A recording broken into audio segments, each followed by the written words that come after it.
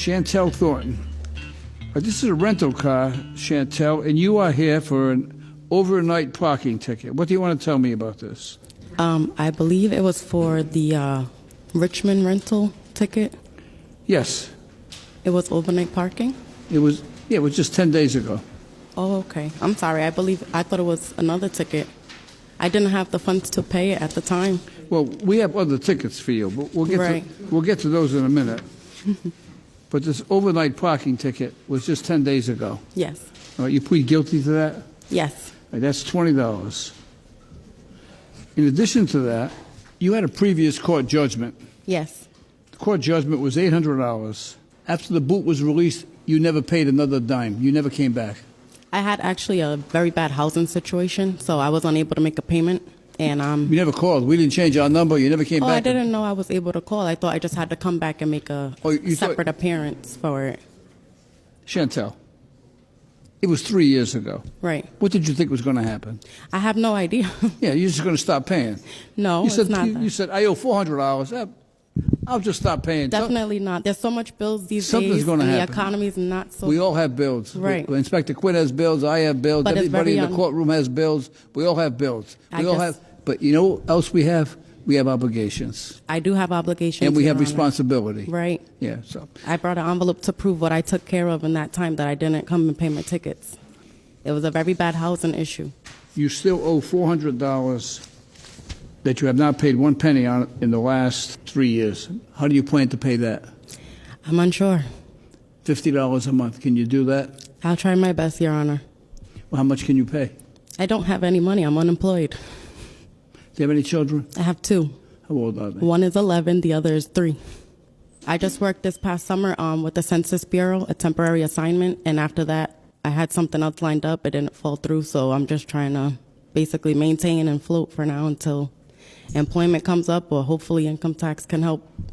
I've been pretty harsh the last couple of minutes with you because I look at a piece of paper and I got a record here with all kind of yellow lines that paints a picture of somebody that is completely and totally disregard. The paper does. Right. Completely and totally irresponsible and is taking advantage of the system. Right.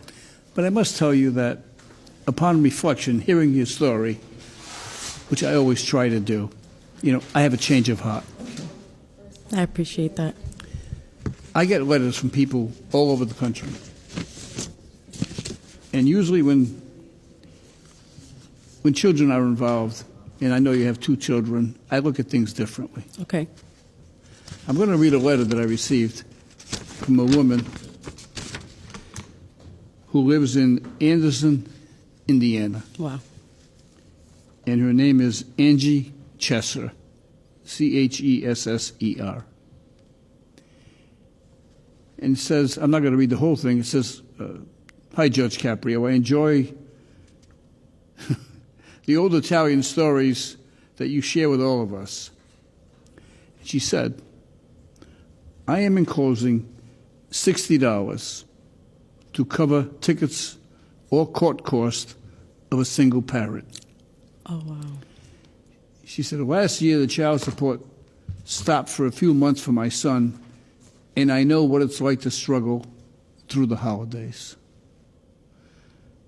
The father got a new job and doesn't bother to say anything. He finally started paying again. Basically, she goes on to say, I would like to help someone else who's in a similar situation that I'm in. And she sent $60 in cash to the court. That was very sweet of her. Asking me to apply it towards someone who deserves it.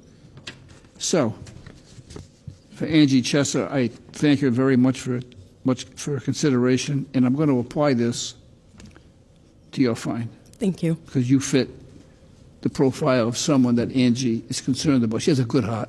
Very good. Wonderful person. I never met her. I don't know her. Right. I never talked to her. Is there anything you want to say to Angie?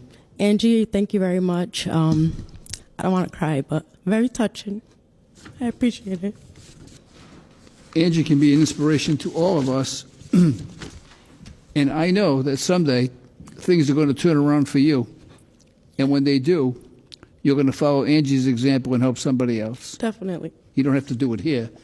Do I it try anyway. everyday walk of life.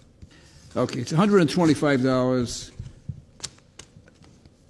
You make a payment and whatever you can afford on the balance that's due, Okay. and this will be applied to the $125 that you have to pay today. Thank you. Okay, good luck to you. Thank you very much. As it says in the Bible, whoever is generous to the poor lends to the Lord, and he will repay him for his deed.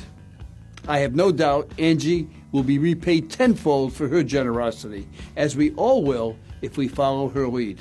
So I say to Angie, thank you for reminding us that it takes very little to make a big difference in the lives of others.